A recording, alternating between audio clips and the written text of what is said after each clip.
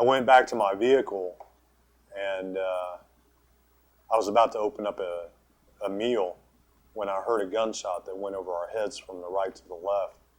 I immediately stepped from behind my vehicle, and my Marines were already discharging their weapons towards the protesters. I unslung my weapon, and I put the weapon up into my shoulder, and I began to fire. When everything was said and done, we went and did a reconnaissance of the bodies. We were looking for weapons. And I remember looking at the bodies. They were wearing the traditional jaliban, white jaliban.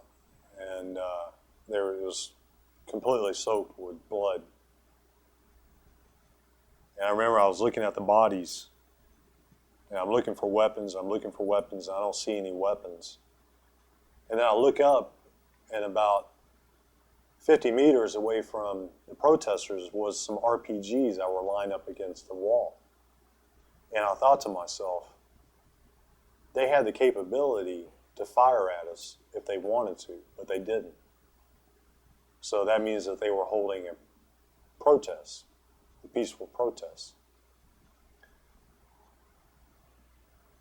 And then all of a sudden in your mind, you realize that you just murdered some people. 20 minutes later, a car sped into our checkpoint area, and we discharged our weapons, and come to find out that it was innocent life again. And then another one happened. And then another one happened. By the last one,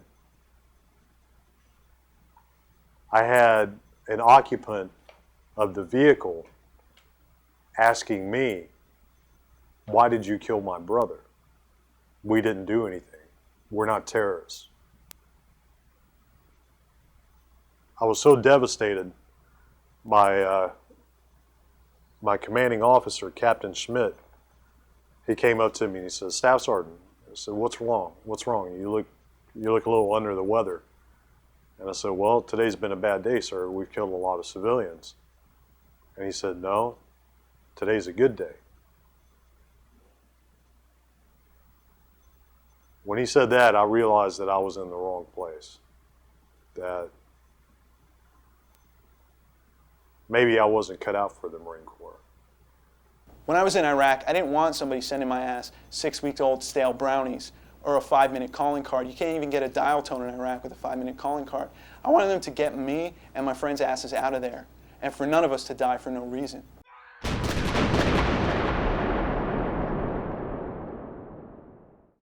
You know, I've never wanted to hurt a person in my life, you know, like if something happens, something happens. But most I've ever done is get into fights or anything like that.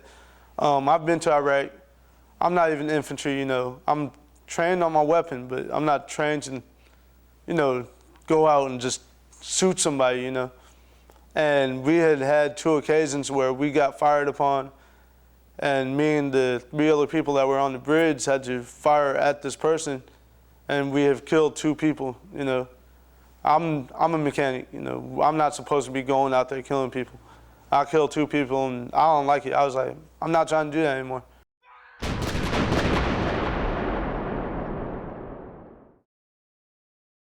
I'm sick to death of being told how much better the Iraqis' lives are, how there are places who have fresh water who've never had it.